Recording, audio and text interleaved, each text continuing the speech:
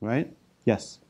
Can you talk about we know about the Friday meal, Friday, the first Shabbat meal, but there's two other meals. Mm-hmm. And can you speak about the importance of those? Because a lot of times, when we first start off, we kind of forget about those. Sure. Okay. So it's very interesting you ask that. I was wondering whether or not to say this. Okay, but it's very interesting. We have, generally speaking, we need to eat 2 meals a day. We eat one in the morning, one in the evening.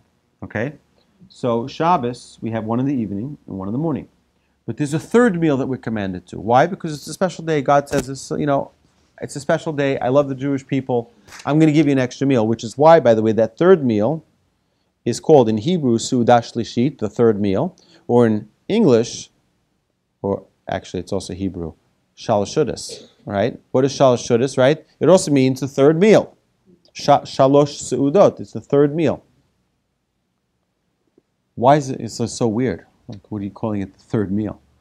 Right? So we can get into that at a different time, but it's the idea that God is giving us more than we need. Right? We only need 2 meals on Shabbos. God says, I want you to have another one. So that's why we call it by its name, to say it's beyond the necessity. And what happens when someone gives you beyond necessity? Right? Are flowers a necessity? Flowers are not a necessity, but what happens when a husband buys his wife flowers? She feels loved. Right? Because you didn't need to buy me flowers. And you bought it anyway, even though you know in 3 days it's going to die. Right? Which is why don't buy men flowers. Right? We're like, what's this for? Right? It's going to be dead by Tuesday. Right? Right? But the woman feels special because a woman can connect to that. Right? Right? Something special. You buy your wife flowers for Shabbos. Right? Every Shabbos. You hear me? Okay, good. It's actually a fascinating thing. When I lived in Lakewood, New Jersey, I was learning there as a student for 2.5 years, and they have the florist would come to the yeshiva, 12 o'clock. They would leave the learning would be over, and then everyone would run home to get ready for Shabbos, and they would have a florist outside with hundreds and hundreds of flowers, bouquets ready. And as the guys would leave the study hall, they'd come and buy their flowers to bring home. You don't come home without flowers. It's like it's unheard of, right? But it's not just something you do. It's something that you have to really understand and appreciate its significance. When you have a luxury, by the way, you want to understand luxury, go to the supermarket and go look at the produce section and go look at all of the luxuries that God gave us there. The apples and the oranges and the bananas and all of these things. By the way, they're all luxuries. God didn't need to give us any of it. And He gave it to us anyway. Why? Why did He give it to us? Because He loves us. Right? He loves us. It's a tool to connect, but we have to stop for a second to think about it. Not to just like, oh, this looks good.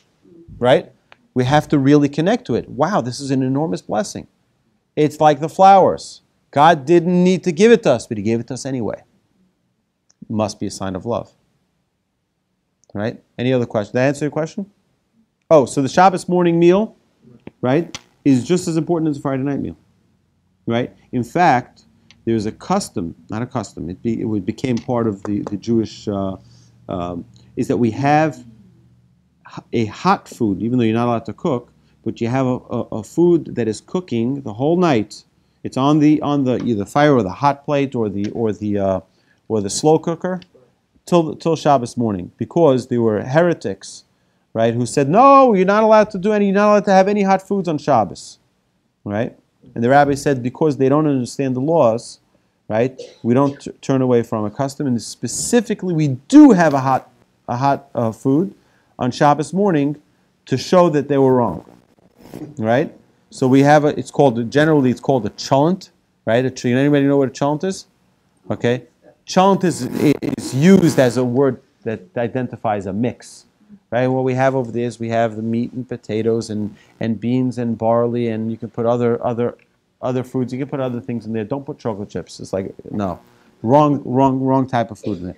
But the idea is you mix it and it's like a stew, right? And you put it on the slow cooker and it cooks all night, right? It's not so simple. The laws of exactly how that's done, we can talk about that at a different time in the laws of Shabbos, right? or in one of those books, you'll be able to understand the entire process of how that is. But we specifically have a hot food on Shabbos because of that. And what time is that usually? Well, it's usually after services Saturday morning. Okay, Saturday usually. Noon, maybe? It's about depending on the synagogue, depending how bad they make you suffer. Right? If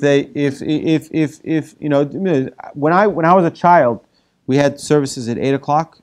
You were out by latest 9:45, 10 o'clock. Right? 11 o'clock we were sleeping.